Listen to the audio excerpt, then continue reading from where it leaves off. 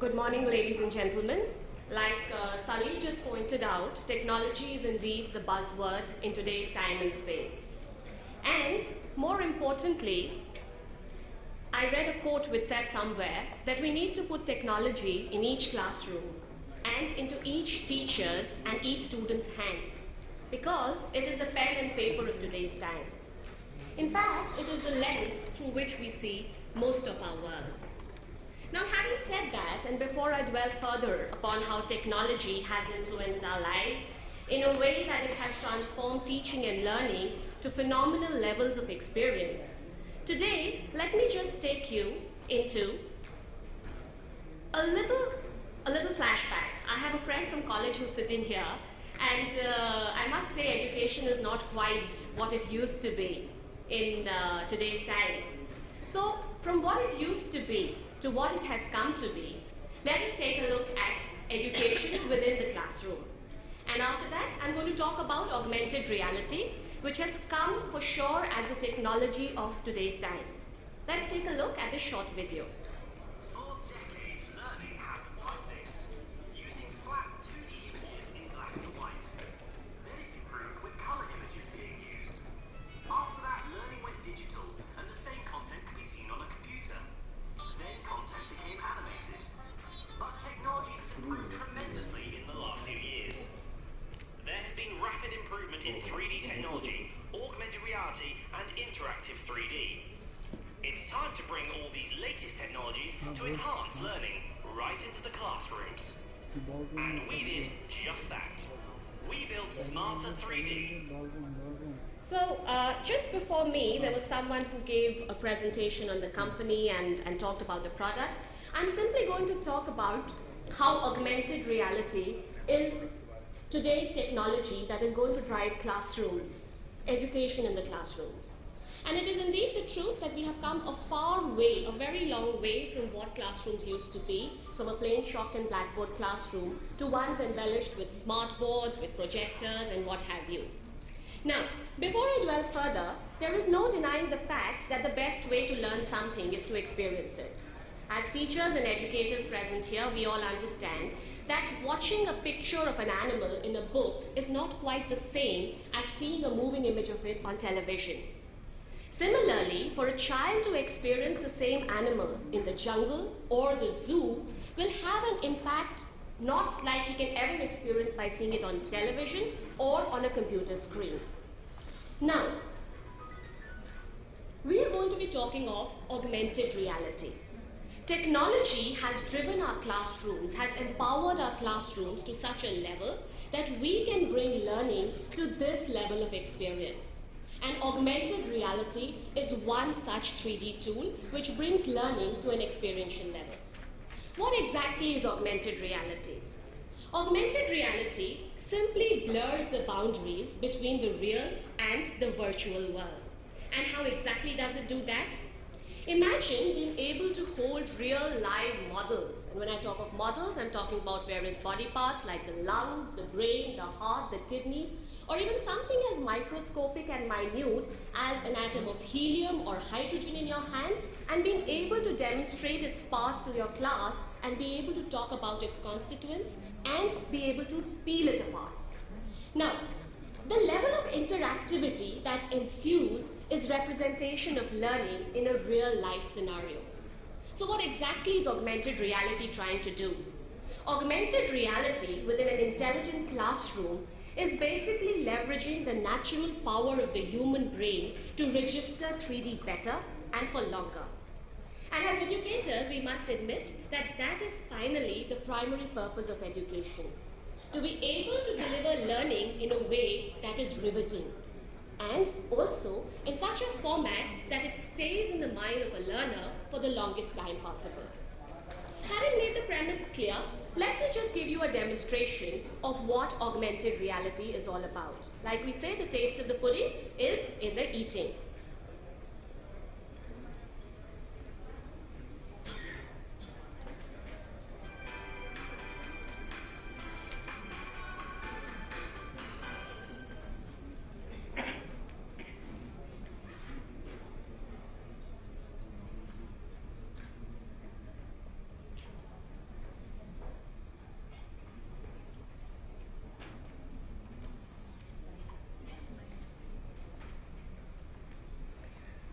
chosen a model of the brain for the simple reason that that is a presentation I have come prepared with. And also the fact that it is our brain that we put to use most of the times as and when we function. This is a 3D model of the brain which you can show from different angles simply by virtue of moving your mouse here and there. Most of us are familiar with this type of technology that is being run in the classrooms. Now, how does augmented reality take it one step further? We have an augmented reality tool right over here, and once I click on that, there's a video camera which comes to life. And all that you need for this technology to work in the classroom is a marker like this and a video camera. Now, the moment you get the video camera, the marker in front of the video camera, you have the model right in your hand, virtually so. And imagine the kind of interactivity that will ensue as a science teacher if you're explaining parts of the brain by holding it like this, by being able to rotate it at different angles and having it there for your class to see. In case you want to make it a little smaller, you can move away, you can move forward, you can even zoom in with the help of your mouse. Now, for instance, I'm a science teacher and I'm talking to my classroom and talking about the brain, which is responsible for most of our bodily and emotional functions. This is covered by the cerebrum, but what about the inner parts? Usually, you would have it on a diagram for your class to see, talking about the cerebrum, the cerebellum, the putamen. But if I want to talk to my class about the cerebrum and its inner parts as it exists, all that I need to do is hide this tool. The tools that you see down here are customization tools, which enable you to deliver your lesson to your class in a much more lucid format. So when I show this to my class, I can show them one part of the brain which is not covered by the cerebrum and the other part which is covered by the cerebrum the way it is here. Now, the first thing that we usually do when we start talking about body parts or the parts of an organ, let me undo the hide button and we get the cerebrum back again. If I want to peel apart, I can peel apart each and every part that goes into the making of your brain. Well, I'm not really shattering your brains, I hope so. Just peeling it apart bit by bit, layer by layer. And to reconstruct it, I simply keep doing undo, take apart, and this is resurrection all over again. For instance, I want to talk about the inner parts of the brain without really being able to hide the cerebrum, and yet have that level of vision to be able to see inside the cerebrum. All that one needs to do is make this glassy. What does the glassy tool enable you to do? Well, it's here for you to see. It makes the organ translucent. And much like a doctor in the laboratory or any research scientist, your students are able to see through the cerebrum, much like an X-ray, and see what are the parts within the cerebrum that comprise the other parts of your brain. We undo the undo glassy mode and bring it back. Once again, when we talk about the parts, let us just peel this part away by doing the take apart tool and maybe hide it all together. There you go, I've hidden it. And I want to talk about what are the parts that make up the brain. The ventricles, the caudate nucleus, and zoom in further, the putamen, the pons, the medulla oblongata, the ventricles again, the amygdala, and the cerebellum. Now, there is another very interesting aspect of this software, and we have this reset button which gets you back to where you had started from for the purpose of convenience. And suppose I want to talk about a particular part of the brain. Let us talk about a part which is responsible for our emotions, our anxieties, and that part is the amygdala. I zoom in further and I'm going to be talking about the amygdala, and if I'm going to be talking about the amygdala, what I can do is simply highlight it, bring it further into focus and say, this is the part which is responsible for our emotions, for our anxiety, much of what we were suffering from because we were not being able to connect our laptop to the projector a little while ago. So my amygdala was working overtime, you see. We reset this and come back to where we had started from. Interestingly, it is not just for the teachers, but we had an education conference in Atlanta and in Vegas where we showed it to a whole lot of students. And the thing that excited them most, like it would for most students, is the exploding part. They wanted to shatter the brains by simply having this explode button here. And there you go. Well, we are not advocating violence of any sort, but just for the sake of fun, when you want to blow your brains out, that's how you do it, simply so. And you get it back again. Now, the students in the classroom have different levels of intelligence, have different levels of absorption, and have different levels of approaching the same thing. A lot of times, students in the classroom are absent on account of being unwell, on account of illnesses, and we have a version here which allows you to capture your lesson in the class with the teacher being in the inset video. So I get you back to the 3D model, and let us talk about another model for now. And not simply because I've come prepared with it, but because it's a very interesting organ, the human ear. And like somebody said, friends, Romans, countrymen, lend me your ears. I'll just say, friends, Indians, and educators, look at the ear.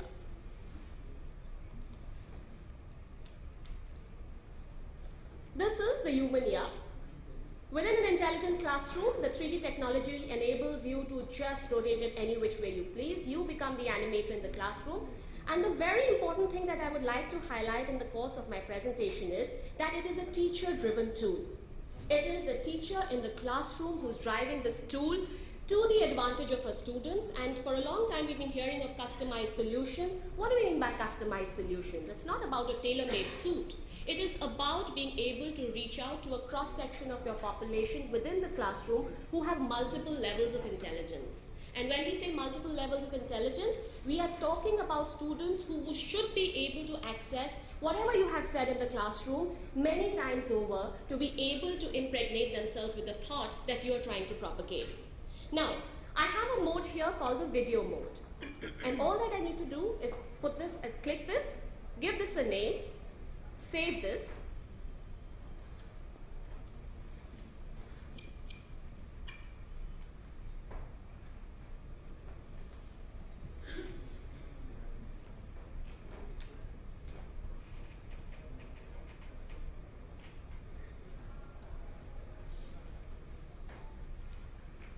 We started recording our video here now, as you see this on the screen.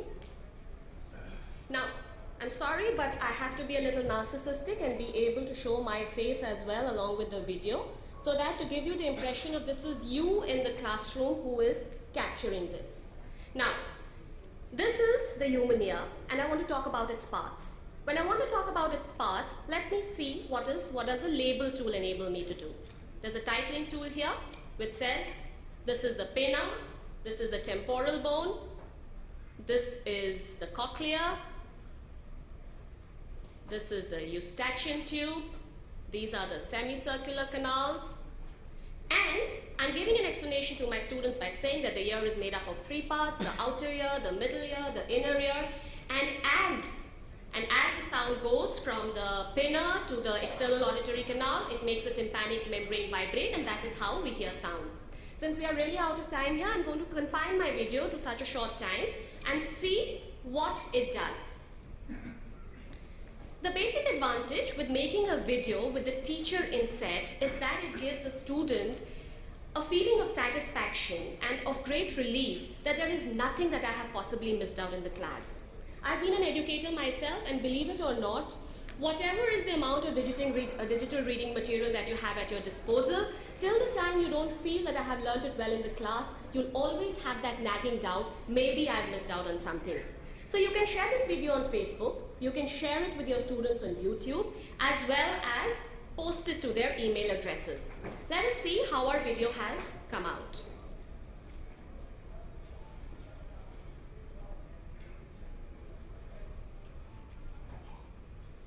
You'll be able to hear my voice. Recording our video here now, as you see this on the screen.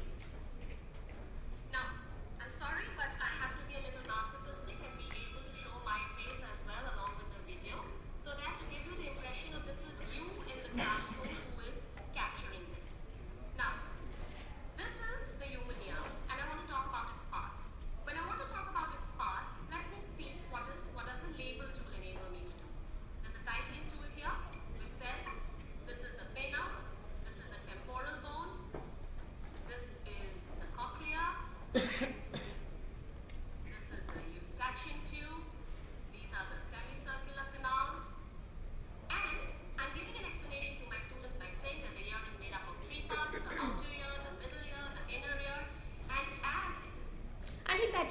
gives you an idea as to the phenomenal levels that you can make your classroom reach to and reach out to each and every student over and over again. So maybe he doesn't know about the cochlea or the semicircular canals and the fluid therein being responsible for the balance in our bodies. Each time he goes back to this lesson, he doesn't need a teacher to tell him what's exactly right with the year or not. He doesn't need to feel foolish about saying, I'm the only guy who doesn't understand what's going on in the class. So we are not only talking of achievers here, we are talking of underdogs who can reach a certain level of learning and achievement provided we have the right technology in place in our classrooms. Now I'll come back to the tool again because we are going on talking augmented reality. And the other thing that I want to talk about augmented reality is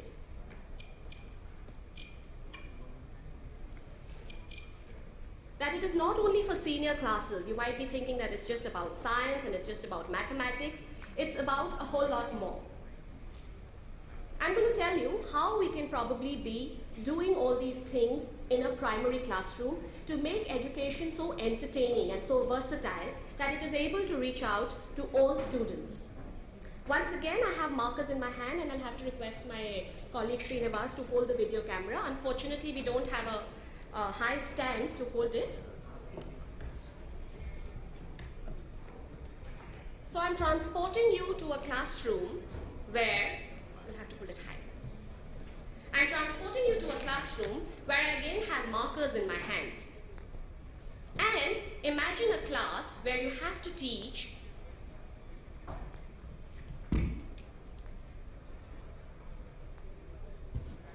Can we just switch off the lights a bit because it's a little sensitive to the light?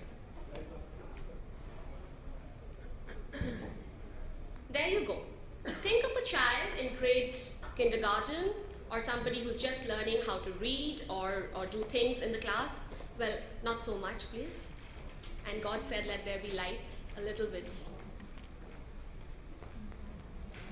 So it's not a fussy software. Most of you would think that it's new technology, it's so fussy, we need to switch off the lights and switch them on again. When we practice with it in terms of giving a demo to various schools and all, it works. Okay? So imagine being able to show it in a classroom where we have a 1. You have to hold it.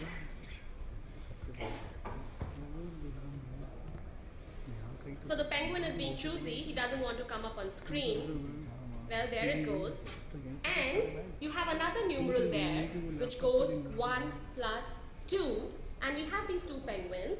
And I'll just move these a little bit farther apart so that when I get my 1 plus 2, the other guys have some place to sit on. And for somebody who doesn't know 1 plus 2 and is trying to stimulate learning within the classroom, we just put a question mark there. Okay, now we've got our fingers crossed. Is it going to happen or is it not going to happen? Are we going to get 3 penguins there or we're not going to get 3 penguins there?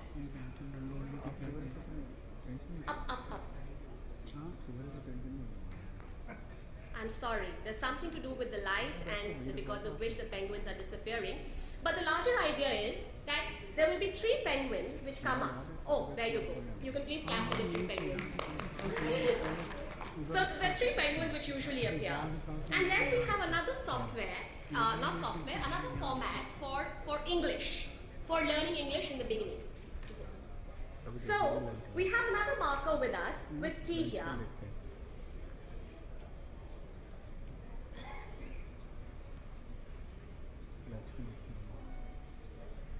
I'm afraid this is not going to work because of some technical error here and because of the light or something. But I guess we all get an idea as to how this probably works. Seema, I think, is fretting about the time, so I'm going to keep it very short and come to the conclusion very fast. So this is what is going to drive intelligent classrooms today and tomorrow and in times to come. So it is not just about science, it's not about mathematics, it's not about technology. It's just about making education so interesting that our students in the classroom think that going to school is great fun. Now, all of you are familiar with the saying that, Mark Twain said, never let school interfere with your education. Well, I think that's quite obsolete. Schools need to take education in their hands, and technology and intelligent classrooms are the way forward. In case you want to have, because I could only give you a bird's eye view of what augmented reality and technology and how augmented reality can actually be used within intelligent classrooms. This is a very short presentation. At Smarter 3D, we have a stall. In case you want to know more about it, how it can work in your classrooms, we've already launched in Uganda for 500 government schools. There are about 500 schools in the US who are already using it. And we are piloting a project in Hyderabad where more than a dozen schools have taken the software and applied it. We are giving away software worth 6,000 rupees for free on a first come first serve basis for schools to experiment and see how augmented reality can actually repurpose learning in your classrooms. Thank you so much for your time and attention.